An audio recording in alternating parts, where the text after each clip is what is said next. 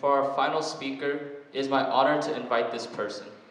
He is from New York, where he works as a chef at a 3-star Michelin kitchen, and he has amassed over 600,000 followers on Instagram alone. Ladies and gentlemen, Stephen Gao.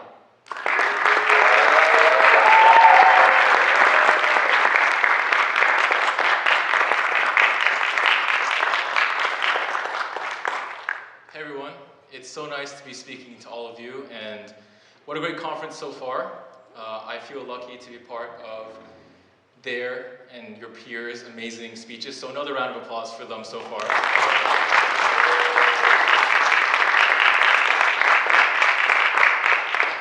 And now it's my turn, and I feel excited to be a 22-year-old college dropout with the opportunity to give to the young, aspiring, talented youth maybe a thought to drop out to.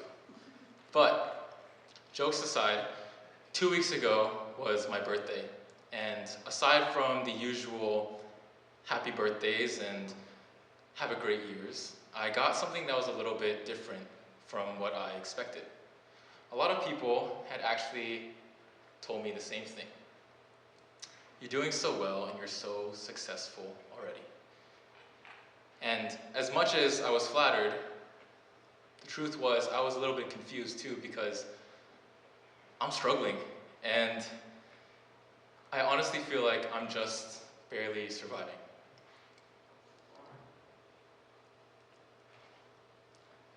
I dropped out of college my sophomore year to go to culinary school. Exactly 1 year ago today, I graduated, and ever since I've been working at a 3-star Michelin restaurant called Per Se in New York. So who here has heard about any of these shows? The Bear, the movie Burnt, Hell's Kitchen MasterChef, Gordon Ramsay adjacent shows. So all of you, when you hear that I say that I work in a restaurant, have some sort of idea of what it means when I say that. But the truth is that none of you have a clue. The restaurant industry has been shrouded in this air of mysticism for the longest time, because you hear of these rumors of chefs screaming, tantrums, pots, pans, knives, injuries. Some are true, some are not. But things have really changed in the past few years. Some things are the same. I don't get much sleep. I work on the weekends and holidays. And my chef yells at me occasionally. But even still, every time I get the opportunity to speak about what it is that I do, or share a little bit of the behind the scenes, I get so excited. And so, despite my lack of experience, I'm excited to share with you some stories from the kitchen and some stories from cooking that have taught me about success and my methods of achieving it. So, for those of you that don't know about culinary school or what it is, essentially it's just a curriculum where you're thrown in, and instead of textbooks and written exams, you get ingredients and you learn about cuisines. The first day, you don't pull out a pencil and paper. Instead, you pull out your big bag of scales, spatulas, spoons, and 6 different knives that you're never going to use. And it's really fun. It's honestly really, really fun. The thing is, though, it doesn't prepare you for restaurants. At the end of your culinary school, wherever it is, whatever curriculum, you usually have this thing called an externship. It's a period of time where on behalf of the school, you go to a restaurant of your choice, and it's like a tryout period. You get the opportunity to see, are these people good to work for? Do I like their cuisine? Do I like what they're doing? And in return, they get to figure out if you're worth minimum wage. After graduating, of my entire class, 10% of them are still in the industry. Perhaps some are catering or some are doing other things, but in the restaurant industry, less than 10%. Within my class, I know one other person that stayed in the industry. So how is that possible? Despite the fact that they put in all this time and effort and a whole lot of money, how could they quit?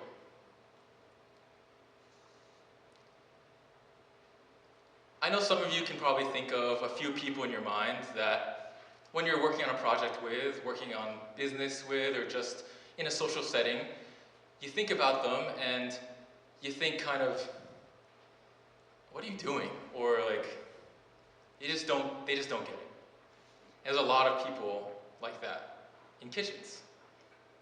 And I always wondered, how come they just don't get it? That question was answered by my head chef one day.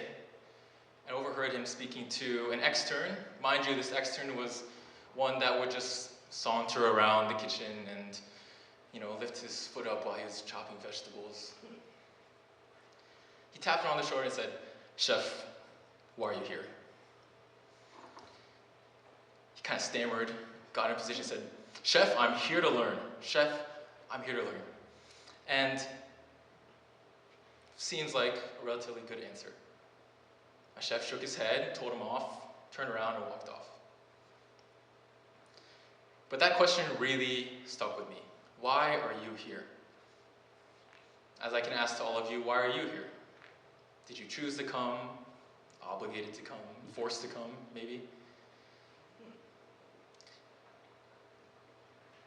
And as I've grown, and in the past year that I've been at the restaurant, I've heard him ask this question so many times. And they always give the same answer, that they're there to learn. The truth is, though, they're there to work. There's a big, big difference.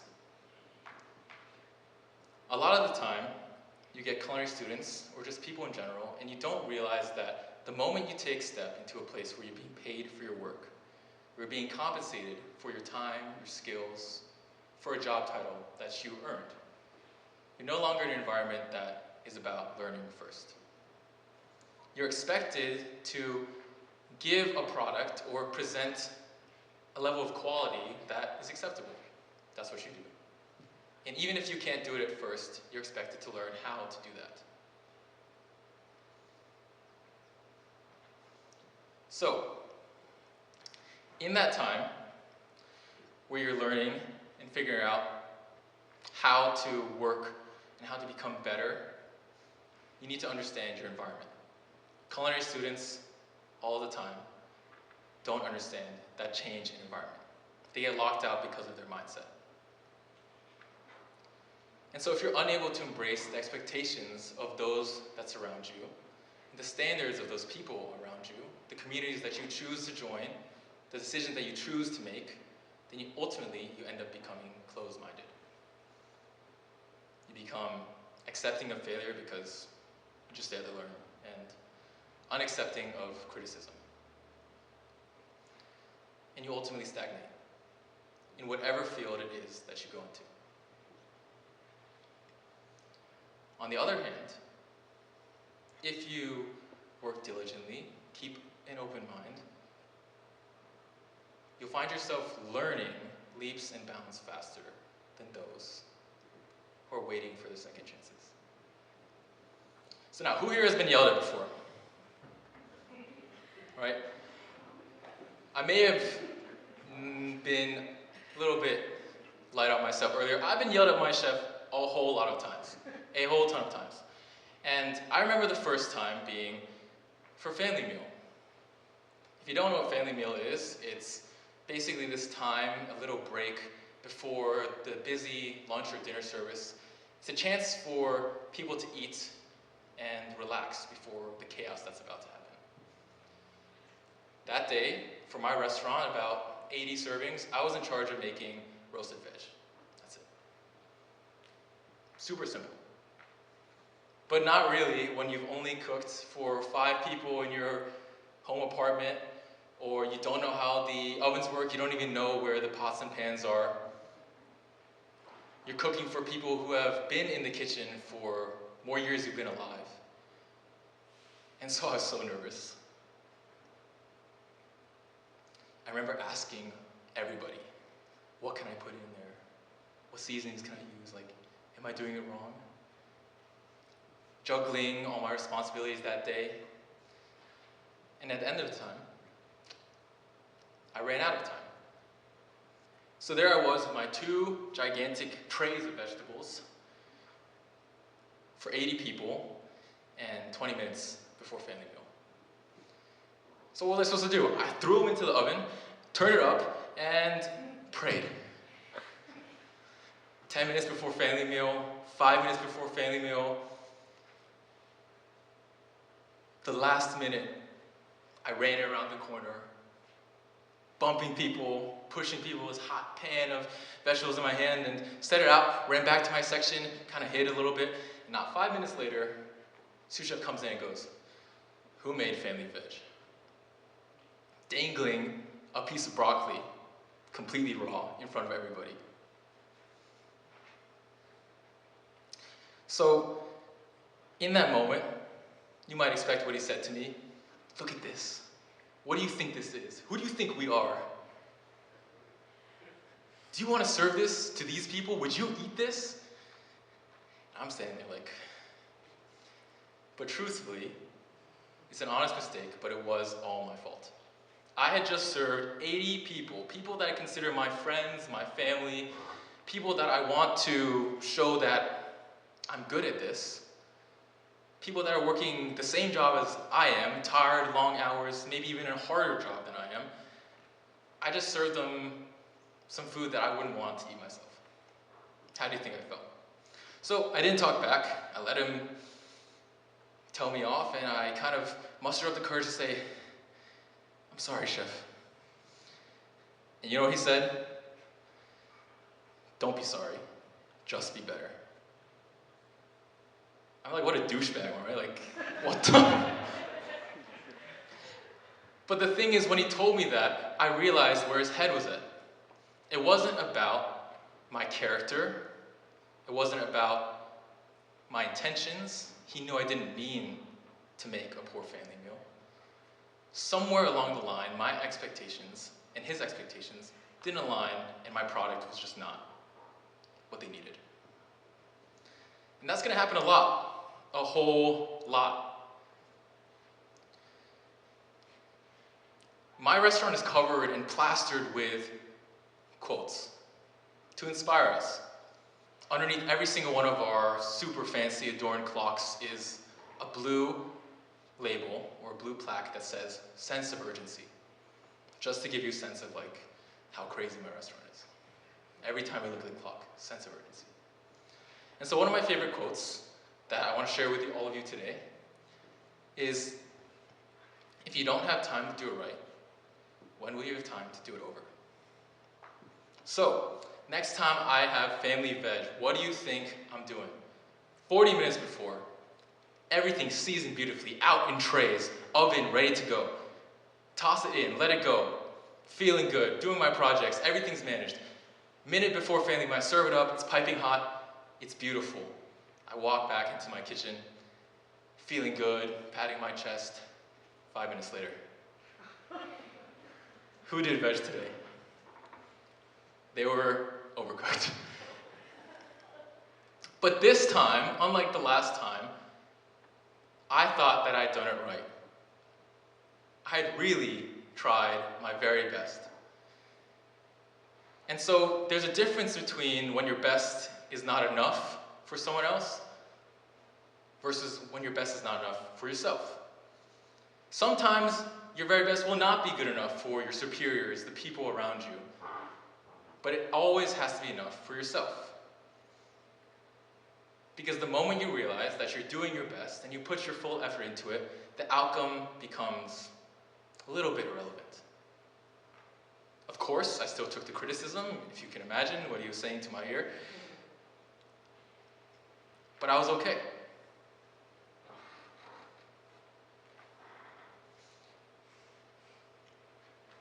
I promise, last quote, do what you love and you'll never work a day in your life. For me, I work 12 to 16-hour shifts. I know chefs who work 80 hours a day. Well, not a day, full. 80 hours a week. And when I tell people that, or I can see some, heads nodding in the crowd, like yeah, people always say, like, damn, you must be tired, or you must be you would be miserable. And the truth is that I'm really not. It's really nothing because I love it. So how do you find what it is that you love? I want you all to think about something that you believe you love, whether that's a sport or a hobby, club, friends, anything, even a career. Or maybe you're pushing aside your passions to pursue a career that will give you the lifestyle you love, an amount of money that you really love. I want you all to think about that right now. I'm willing to bet that most of you aren't actually thinking of what it is, that thing, a sport, a hobby, but more so a feeling attached to what it is you love. So, instead of thinking, I love sports, maybe you love the feelings attached to it. Or maybe you just love money. I dropped out my sophomore year, and so many people constantly ask me, how did you know that it was worth it to take that risk? And the truth is that I had no clue. I didn't even know if I liked cooking in the first place. What I did know was that I loved the feeling that cooking brought to me. What if I told you that cooking isn't all about food? With a show of hands, how many of you guys think that you could make yourself a meal that you would enjoy? Or maybe someone else could enjoy, or maybe your parents' food, that one dish that they make that is just so satisfying every time. So if all of you and your parents and their parents even can make something that you'd probably be more excited to have than anything at a restaurant, why would you go? And the truth is that cooking creates memories. You hardly remember the times when you go out. You hardly remember the food without remembering who it's with, the ambiance that it was set with, the people you're talking to, the conversation it brought up. For me in college, I used to make hummus, crouch down on the ground of my dorm, bring it to my friends and watch them devour it that night. Or when I was making burgers for them and I set out the fire alarm and we're standing there paddling the smoke alarm, waiting for it to go off, just inviting them over to eat. My life was all about making other people happy.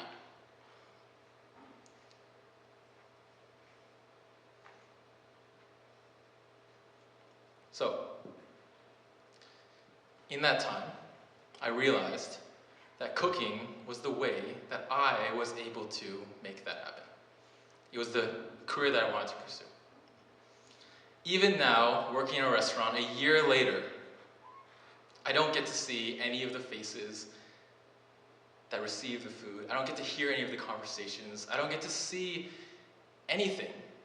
I just make the food and send it out.